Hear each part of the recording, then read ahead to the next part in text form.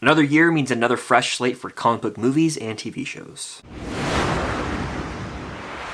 What's going on, guys? I'm Chris, and welcome back to another video. Today I'm doing a tier list ranking of all the upcoming 2024 comic book movies and shows. But before I dive into it, be sure to hit that like button. It helps out more than you guys know. Subscribe and hit that notification bell to help me reach my goal of 100,000 subscribers here on the channel. It would mean a lot. And drop down below in the comments your most anticipated comic book movie and comic book show of the year. And it would mean the world if you guys go check out the Unusual Couple podcast for weekly episodes over there. We have a lot of fun with it. Without further ado, let's dive into this tier list. Alright, so the tiers I have are most excited for, I'm ready, middle of the road excitement, chore to watch, and least excited for. Again, I've got the movies and shows that are coming out in 2024 in a random order, so without further ado, let's dive into this, starting with Kraven the Hunter. This is a Sony Marvel film. We've got 3 of those this year, which is kind of hard to wrap my brain around. But anyway, this one stars Aaron Taylor Johnson in the lead role as Kraven the Hunter, and it was actually delayed for an entire calendar year. But to me, the promotion of this movie is not important. We saw that trailer. We saw that it has potential to be Morbius 2.0, and I don't think Aaron Taylor Johnson's charm can save this thing.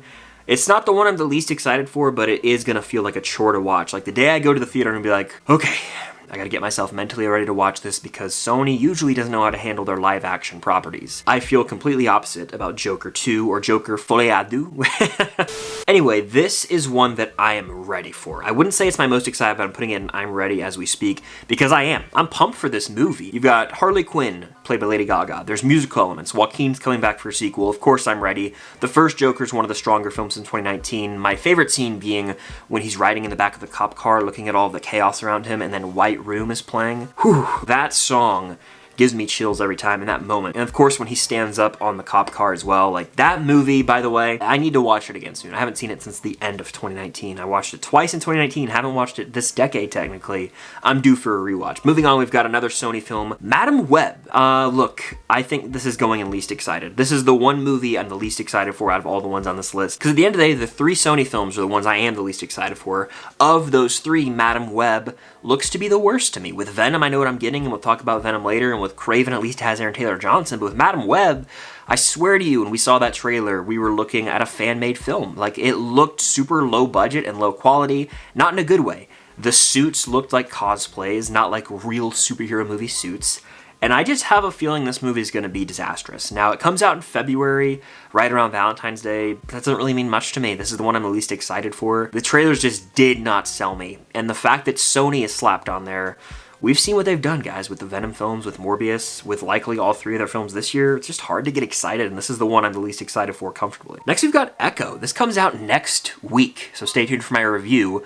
But when it comes to Echo, it's the first TVMA show in the entire MCU.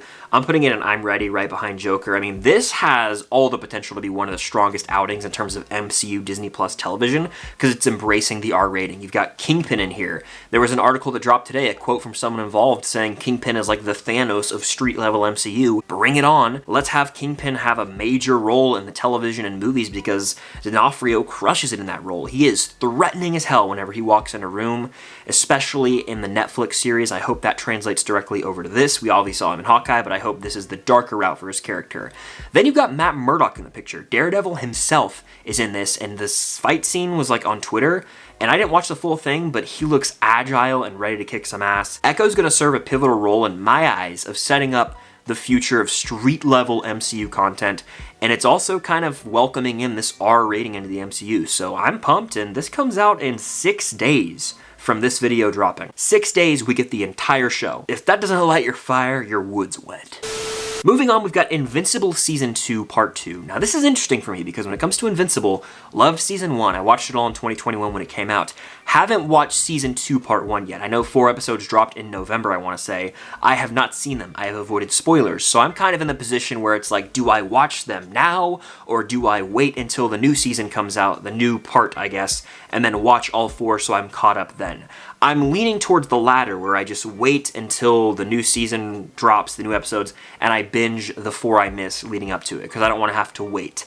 That's kind of like outdoing the cliffhanger that there could be. I'm beating the man. Look, I would say I can't go I'm ready.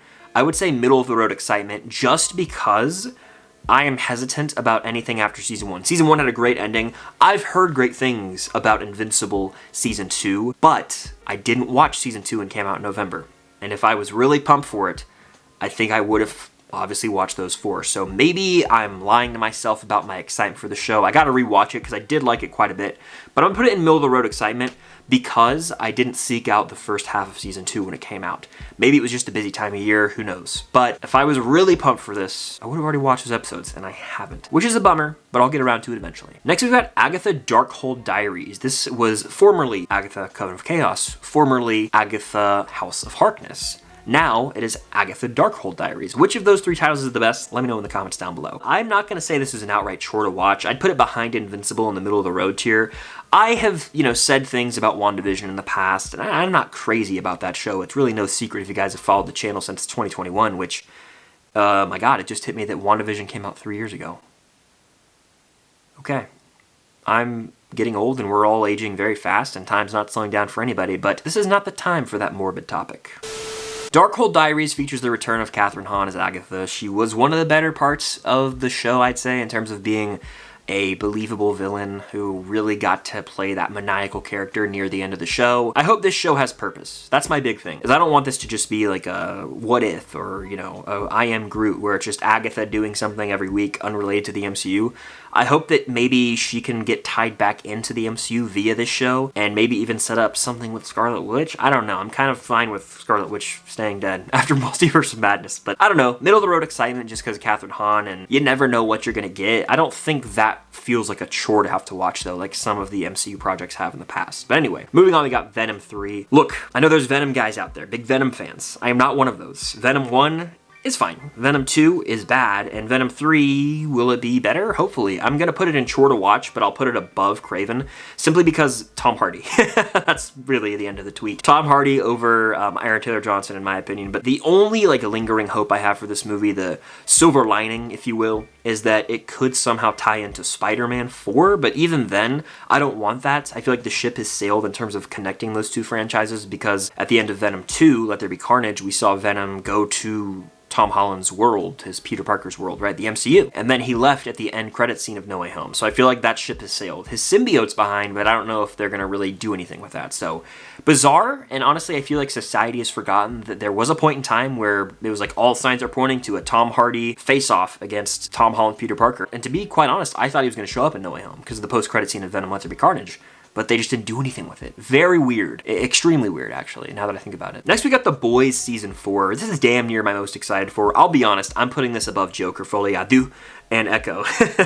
The Boys Season 4, it's going to be incredible. It comes out in the summer, I want to say. They're speculating June 13th could be the release date. I take that with a grain of salt. It was from one of those Twitter sources, so it could be complete BS. I didn't watch Gen V. I got to watch that before the season, and I promise I will. To myself and to you guys. But after Season 3, with Homelander being praised as a hero by some, there's going to be clear division amongst the heroes and amongst the world. Tensions are high. Plus, you're introducing Jeffrey Dean Morgan, and him and Butcher are going to have some outstanding scenes together. Look, I just think this is going to be one of the stronger seasons. I hope it's the penultimate season. I've said this recently, but I don't think The Boys can continue forever just because it's going to get too repetitive where our main group of characters introduces this plot to kill Homelander. And then, boop, it doesn't work. And Homelander's safe, and we gotta restart and hit the ground running again. It's just not ideal to continue redoing that every single season. So we'll have to see what happens. But I have also said on the record, I don't think there's a show without Homelander. So Homelander can't die this season. To me, him and Butcher gotta be in the final season. And the creators have confirmed this is not the final season. Could it feel a little fillery? That's my only concern here. Next, we've got X-Men 97. I never watched any X-Men cartoons growing up. I can't say this is the least excited for me, but it's tempting to put it there. I would say chore to watch, probably at the back of chore to watch, meaning it's really close to being the least excited for, just because I don't really know if I care about an animated X-Men show. I know there's fans of that original X-Men cartoon that will probably love this. This is not really targeted to me, so it's gonna go in chore to watch. It's technically MCU content. I try and make myself watch every piece of MCU content we get. Not really looking forward to that. Next, we've got Deadpool 3. You guys already know this is my most excited for out of all these projects.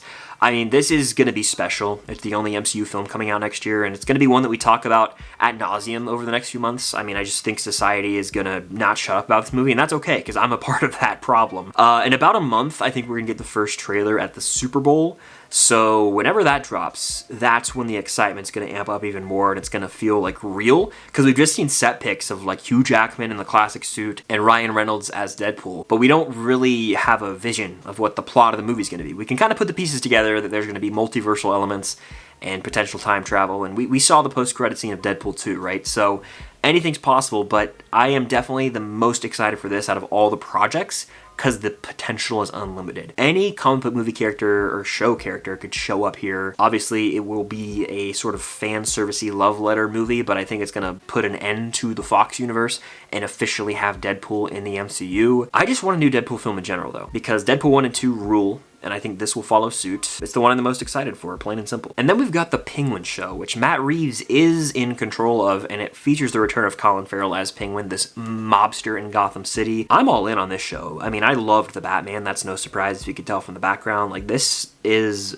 the best Batman movie to me, The Batman, and so getting a spin-off of that, hell yeah. I just really think this is one that's gonna blow people away, and it's like street-level Gotham City content. It's almost like he's damn Tony Soprano or something, so I'm putting this in I'm ready, and I'm actually gonna go above Joker 2 simply because I love the Batman so much. And just based on what Colin Farrell said in interviews and seeing the quick teaser we got like back in April, I am all in on the Penguin show, assuming it does actually come out in 24, because they're saying it might be pushed to 25. But in the context of this video, fingers crossed for 2024, obviously. But that's just my tier list ranking of all the 2024 comic book movies and shows based on my excitement. Let me know in the comments down below what movie and show you're the most excited for in 2024 in terms of the comic book genre. But that's going to do it. Thank you guys, as always, for watching. Be sure to hit that like button, subscribe, and hit that notification bell to help me reach my goal of 100,000 subscribers here on the channel. It would mean a lot. And until next time, we'll see you guys later.